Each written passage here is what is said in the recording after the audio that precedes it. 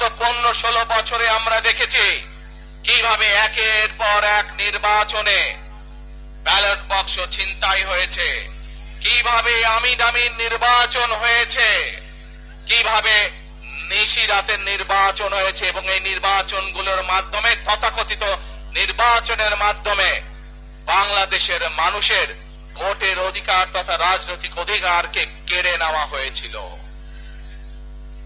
আজ আমরা এখানে একত্রিত হয়েছি, সেই মানুষগুলোর জীবনের বিনিময় যারা আমাদের সকলের জন্য রাজপথে নেমে এসেছিল।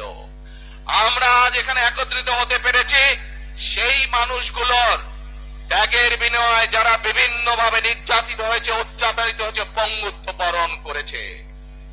2024 সালের 5ই আগস্ট ছাত্র জনতার অভ্যুত্থানের ভিতর দিয়ে বাংলাদেশের মানুষ 71 সালে যেভাবে দেশকে স্বাধীন করেছিল, 2024 সালের 5ই আগস্ট সেই স্বাধীনতাকে বাংলাদেশের মানুষ রক্ষা করেছে তাদের অধিকারকে প্রতিষ্ঠিত করার জন্য।